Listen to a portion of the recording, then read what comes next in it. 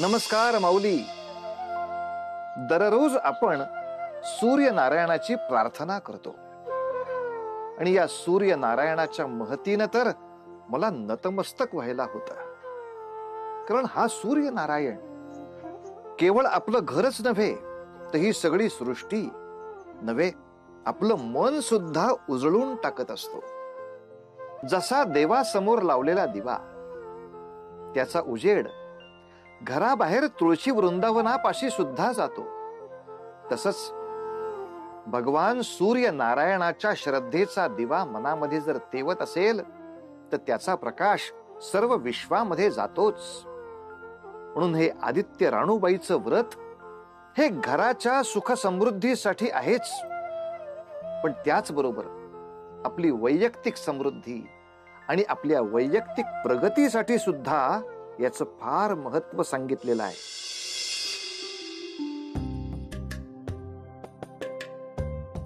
युवराज, आपली प्रकृती पूर्ववत होताना बघून आम्हाला समाधान वाटत आहे. होय राजमाता, वैद्यराज यांनी दिलेली औषधी खरोखर गुणकारी आहे आणि त्याचा उपयोग होताना दिसतो आहे. केवळ त्यांच्या औषधीमुळे नाही युवराज, मुख्यत्वे त्या औषधी वनस्पतींमुळे आपले प्राण वाचले आहेत. त्या औषधी वनस्पतींचा सिंहाचा वाटा आहे हे विसरून चालणार नाही. केवळ त्या वनस्पतींचाच नाही तर त्या दोघींचाही सिंहाचा वाटा आहे. युवराज, आपण त्या दोघींचा यथोचित सन्मान करायला हवा. त्या दोघींबद्दल आपणास ज्ञान असेल अशी आशा आहे आम्हाला. कोण होत्या त्या? कुठे असतील? कोणत्या नगरीत असतील?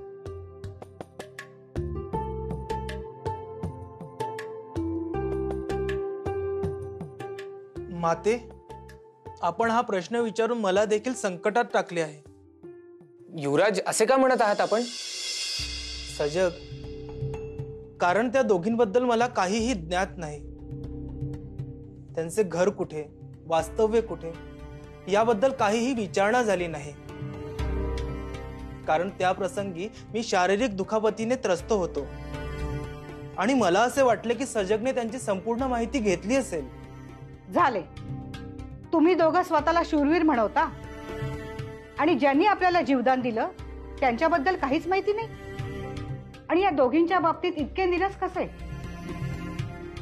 आता कसे शोधाल दोघींना? माझ्या जीवात शांतता लाभत नाही.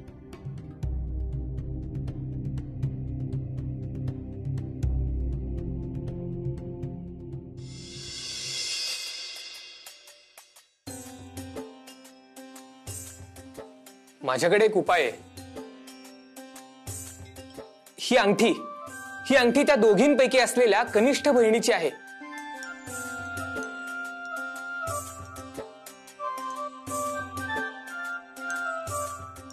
तेव्हापासून ही अंगठी माझ्याचकडे ठेवली होती.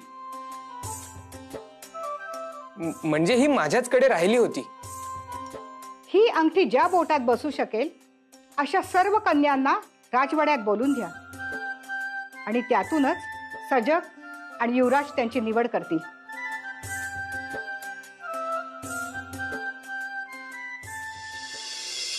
महादेव, अरे महादेवा, अरे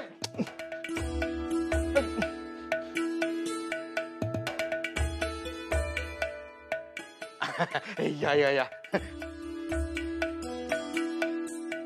अरे महादेवा, अरे हे लग्न घर ना, अरे काय अवस्था घराची, ना सजावट ना काही. आता पुढे 2 दिवसात पौर्णिमा आहे म्हणजे विवाह दिन आणि घरात काही प्रसन्नतेचे वातावरणच नाही. नाही नाही नाही, बहुतेक ना आता मलाच काहीतरी करावे लागेल. हो, मी काय म्हणतो दशरथा, अद्यापही वेळ हातातून गेलेली नाही. मला थोडे महत्वाचे. नाही नाही नाही नाही, आता मलाच तुला काहीतरी सांगायचे आहे आणि दाखवायचे आहे. तुझा सखा म्हणून तुझ्या पुत्रींसाठी मी भरजरी शालू आणि अलंकार घेऊन आलेलो आहे. थांब. वनिता, हे तुझ्यासाठी.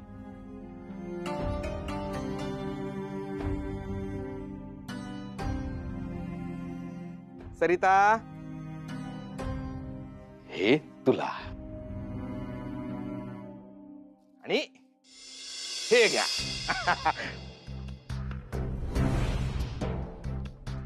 तुझ्यासाठी ही रेशमी वस्त्रे सुद्धा आणलेली आहेत. माझे ऐकून तर घे. नाही नाही नाही नाही, आता मला काही ऐकायचे नाही आणि काही बोलायचे देखील नाही. अरे अरे किती कामे बाकी आहेत अजून. देवाणघेवाण, सजावट, पुरोहित. आणि हे बघ, वधू पक्ष म्हणून तू अजिबात काही संकोच करू नकोस. अरे हा तुझा सखा आहे ना, काय जे हवं असेल ना ते अगदी मोकळ्या मनानं माग. चला चला, समीप आली लग्न घटिका, समीप आली. शुभमंगल, सावधान.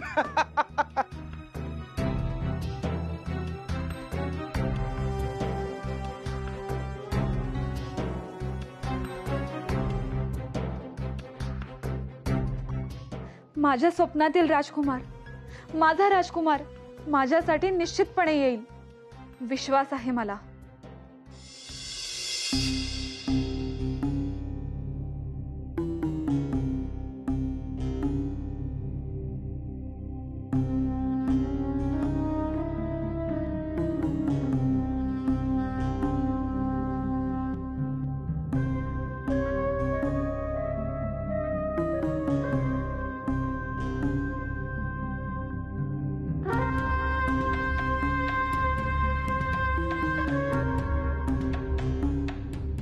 वनिता, तू आणि पिताश्री नेहमी हीच तक्रार करत होता ना की मी कधीही सूर्योदय होण्यापूर्वी जागी होत नाही.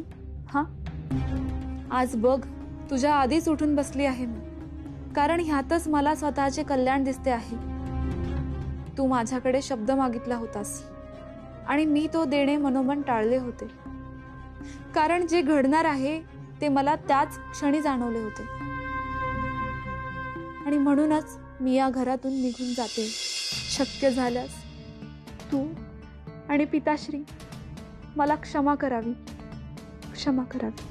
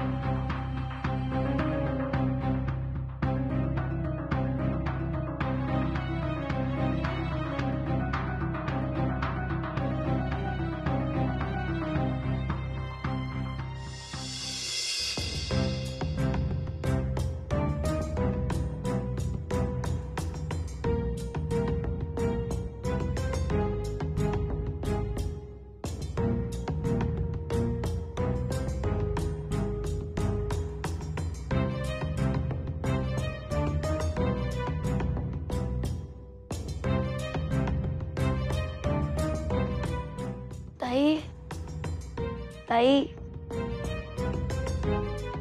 ताई, ताई, ताई, अगं आज तरी उठ ताई.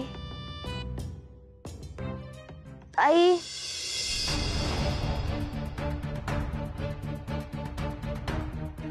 ताई, ताई, कुठे गेली असावी? दुर्दैवाने राजकुमार प्रज्योत यांच्याशी आपले संबंध जुळले नाहीत, तर मात्र मी जे सांगेन तसेच घडेल. दशरथाच्या भाच्यांशी तुम्हाला विवाहबद्ध व्हावे लागेल. असा प्रस्ताव स्वीकारण्यापेक्षा विहिरीत जीव देणे मान्य करेन मी.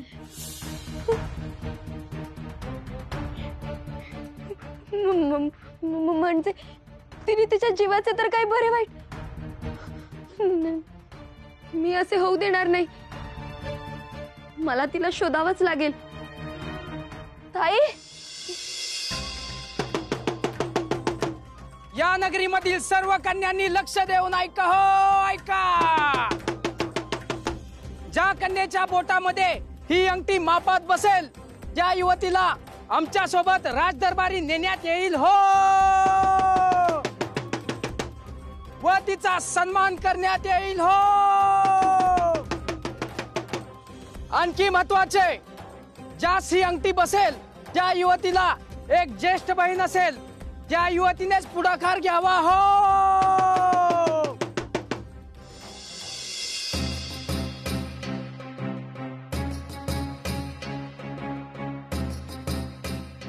तुला ही अंगठी बसत नाही,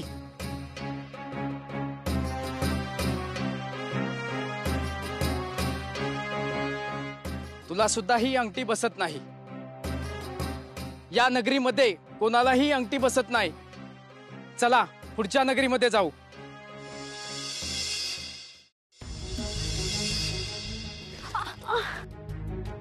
अगं डोळे फुटलं का काय तुझं? कुठं पळून बिळून चाललीस का काय? नाही. तू सरिता ना, महादेव पंतांची थोरली लेक? होय. पर उद्या तुझं लगीन ना? हो हो. मग इकडे कुठे चालली? लगीन आहे ना उद्या माझं. लगीन घरी कापड भरपूर असतात, धुवायला घेऊन चालले कापड. पण अगं नदी तर इकडे राहिली, तू इकडे कुठे चालली? घाई गडबडीमध्ये जरा वाट चुकले, इकडेच जाते आता. मग जा की आता नदीवर. होय जाते. हा जा ना मग. हो हो हो हो जाते. हा.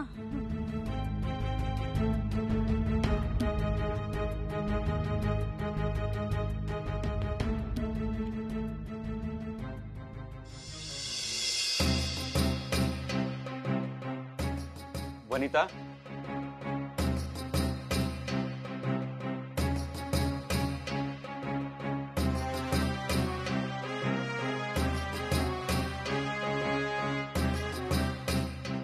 पुत्री, मला तुझ्याशी थोडे महत्वाचे बोलायचे आहे. मला मान्य आहे की हा विवाह सरिताच्या मनाविरुद्ध आहे, परंतु आपल्याला नियतीचा कौल मान्य करायला हवाच ना. सरिता केवळ अविचाराने वागते आहे. तू जशी माझी अवस्था हतबलता समजून घेतेस तसे तिचे आचरण नाहीये, आणि याचेच मला अधिक दुःख होते आहे. पण पिताश्री, तुम्ही आता हे म्हणजे मला आता. मला माहिती आहे तुला श्री सूर्यनारायणाची पूजा करायला जावयाचे आहे. बघ, हाच फरक आहे तिच्यात आणि तुझ्यात. अगं, हीच दायित्वाची जाणीव तिच्यात नाहीये, आणि हेच मला तुझ्याशी बोलायचे होते, जे मी सरिता समोर सांगू शकणार नाही. मला खात्री आहे अजूनही ती अंतरुणातच निद्राधीन असेल, होय ना? हो. बघ अगं, उद्या सासरी जाणार आहे ही मुलगी, आणि तिथेही ती असेच वर्तन करणार का? काय सांगावे तुम्हाला पिताश्री, ताई आता कुठे असेल हे मला देखील माहित नाही. तरी मनाला एक समाधान आहे की तिथेही तू तिच्या सोबत असणार आहेस, आणि आपली पडती बाजू तू सांभाळून घेणार आहेस. माझी इतकीच अपेक्षा आहे की वनिता सोबत सरिताचा संसार देखील सुखाने व्हावा, आणि एकदा का तुमचा विवाह संपन्न झाला की मी आनंदाने डोळे मिटायला मोकळा होईन. थांबा पिताश्री, थांबा तुमचे हे स्वप्न रंजन, कारण की यातली एकही घटना सत्यात उतरणार नाहीये. काय? हे काय बोलते आहेस तू? अहो, ताई कुठेतरी निघून गेली आहे, तिचे कपडे देखील घेऊन गेली आहे. मला तिचा शोध घ्यायला जायचे आहे. काय? पिताश्री, पिताश्री काय झाले? पिताश्री सांभाळा, सांभाळा पिताश्री. काय झाले तुम्हाला? तुम्हाला काय झाले तर मी कुणाकडे बघायचे? कसे सांभाळू स्वतःला? हाच दिवस अनुभवायचा शिल्लक होता. काय पाप केले होते मी की माझ्या नशिबी हे सर्व बघायला आले.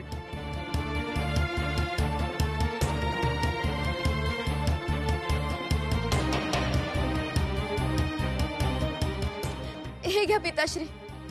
नको. काहीही वाईट घडणार नाही. जोपर्यंत मी आहे तोपर्यंत तुमच्यावर या घरावर कसलेही संकट येऊ देणार नाही. मी ताईचा शोध घेईन, मी तिला परत आणेन. पुत्री, ही घटना घराबाहेर कुणाला समजली तर आपली किती नाचक्की होईल ग. आणि महादेवा, अरे महादेवा, अरे महादेवा, अरे हो, काय म्हणताय? कुठपर्यंत आली विवाहाची तयारी? मुहूर्त अगदी आता उद्यावर येऊन ठेपलाय. बर, मी माझ्या सुनांकरिता अलंकार आणलेले आहेत. हा, हे बघ, हे घे. हा, म्हणजे माझ्या दोन्ही सुना कशा अगदी शोभल्या पाहिजेत.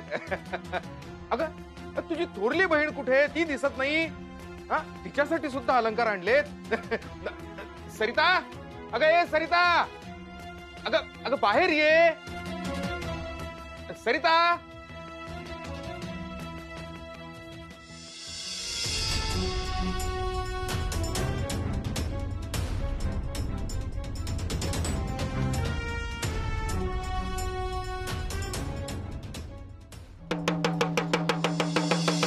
ऐका हो, ऐका.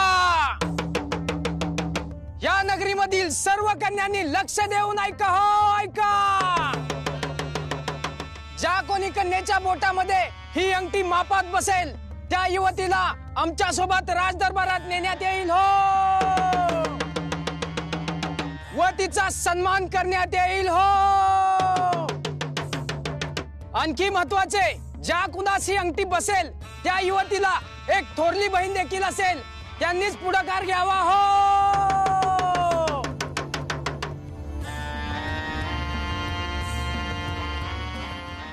आहे का? सांगा, जिला थोरली बहीण आहे, जिच्या मापाची ही अंगठी आहे, सांगा. मला मला बघायला मिळेल का ही अंगठी? तुझा हात दाखव. हा. नाही, तुझ्या बोटाच्या मापाची ही अंगठी नाही. हो, मला माहित आहे, ही अंगठी माझी नाहीच आहे. मग तुझा काही उपयोग नाही, तू जाऊ शकतेस. अहो, परंतु माझ्या धाकट्या बहिणीची ही अंगठी आहे. तुम्ही ज्या दोन बहिणींचा शोध घेत आहात त्या आम्हीच दोघी आहोत. काय म्हणजे तू हे सत्य सांगतेस? हवं तर मी माझ्या पिताश्रींची शपथ घेऊन सांगते, नाहीतर तुम्ही आत्ताच माझ्या घरी चला आणि तुमची खात्री करून घ्या.